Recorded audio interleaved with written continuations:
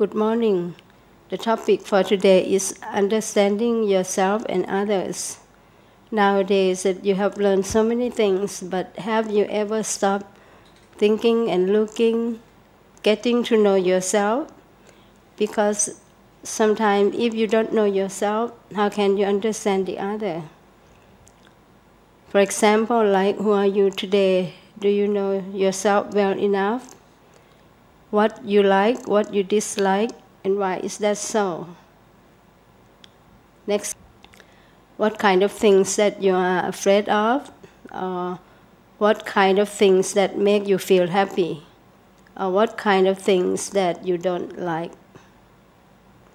And what kind of thing that you would like to have in the future, something like that. Somebody mentioned that knowledge of yourself is the mother of all knowledge.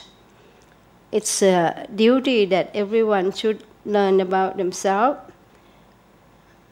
So when you get to know yourself better, you can deal with yourself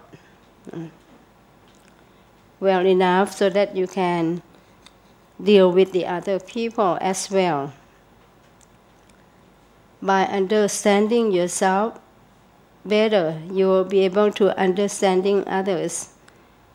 For example, like Socrates, the famous philosopher, mentioned that life unexamined is not worth living. So it means usually or regularly people should examine yourself, try to see what they have done, how it was wrong, and how they can improve, how they can change.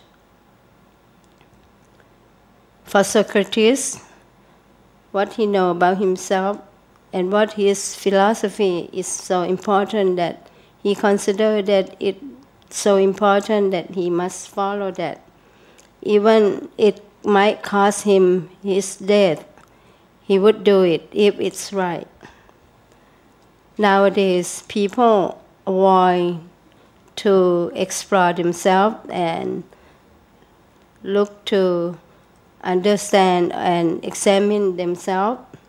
So they don't know themselves well enough. They don't know whether they should do something to make them happier. Sometimes they have difficulties, and sometimes they try to find something to please themselves. And maybe sometimes they get into trouble because they don't know themselves enough, so they don't know what to find for their good life. To understand yourself, you should learn, because to lead your life is an art, the art of living. You should learn something around yourself. You should learn human environment and social environment, including cultural environment. As you grow up, you learn from your life experience by observation, and also as you grow up, be mature, you can learn from whatever you have done. And because you have to respond to environment, you have to know your environment too. Methods and techniques to get to know yourself.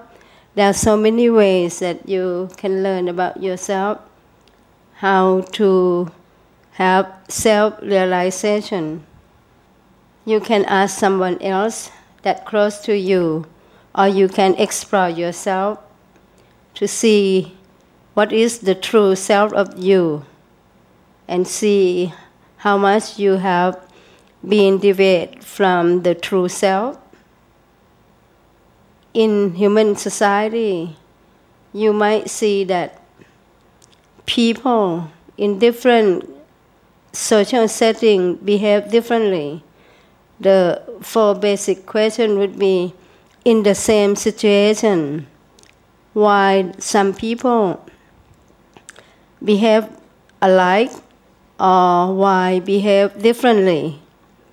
And maybe in the same situation, some people behave differently, or in different situations, some people behave alike.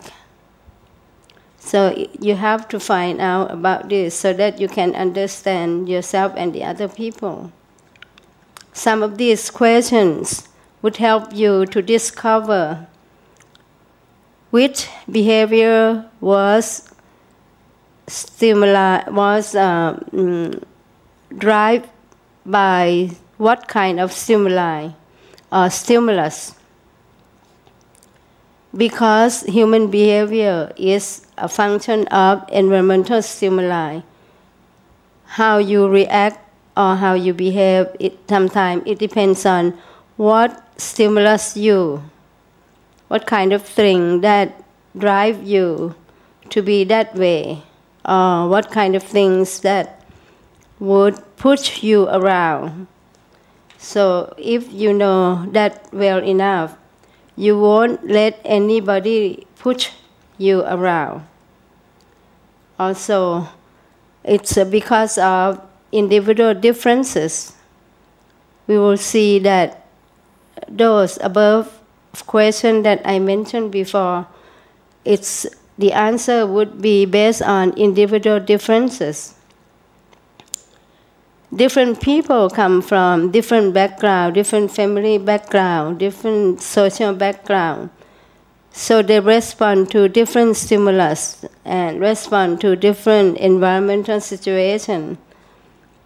So it depends on the environmental situation and social, including as well as cultural environment. Some people might have consistency of their own behaviors if they were trained well enough. But some people might be very sensitive to change based on the environmental stimulus or stimuli. For example, like some of those expressive behaviors that you can learn as you grown up. You might use different facial gesture or different body language to respond to some stimulus or some stimuli. Some characteristic of a person can be last longer than some. Let's see about generosity and honesty or friendliness or shyness of the person would be characteristic that sometimes because of the socialization in the family, that they might be different. So we have to see, because all of these characteristics, sometimes it can be benefit and sometimes it can be disadvantage.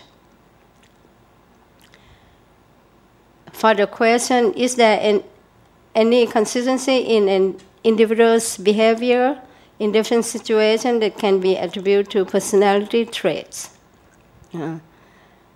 Personality traits mean the overall appearance that you can see about a person. The fourth question of those four questions that mentioned before is about unique characteristics that distinguish individual from one another. That's why we said that each person has some unique traits or unique characteristics that make different people to be different in different ways.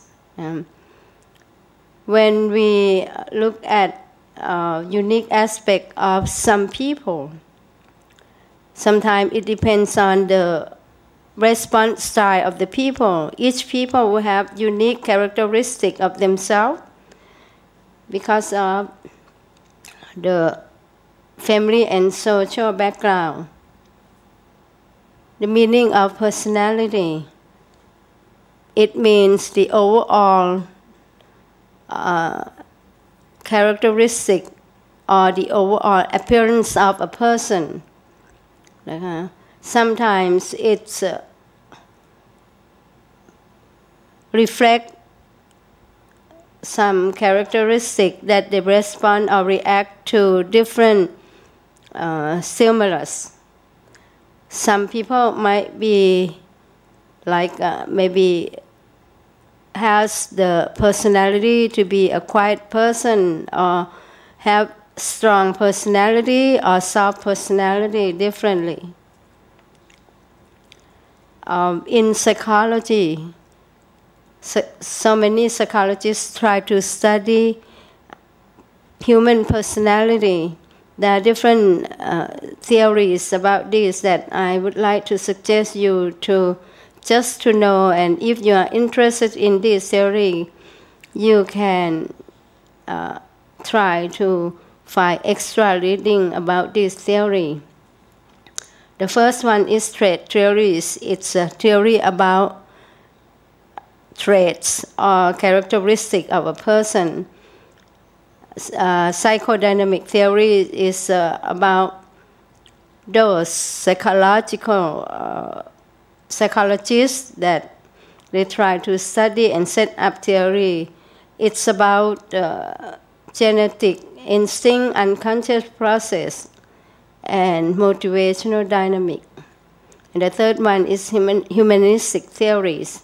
For example, like Carl Rogers and Abraham Maslow. Maslow is a social psychologist that talking about human needs. And learning theories is by B.F. Skinner. It's about conditional learning. I will let you know briefly about some of these theories. Talking about traits, it's some characteristics that distinguish people to be perceived differently. Alport is one of the psychologists that define trait as inferred predisposition. That is the characteristic of a person. Traits in Thai could be นิสัยลักษณะนิสัย or สันดานนะคะ The study of personality of this theory analyze difference between people according to their traits that can be measured.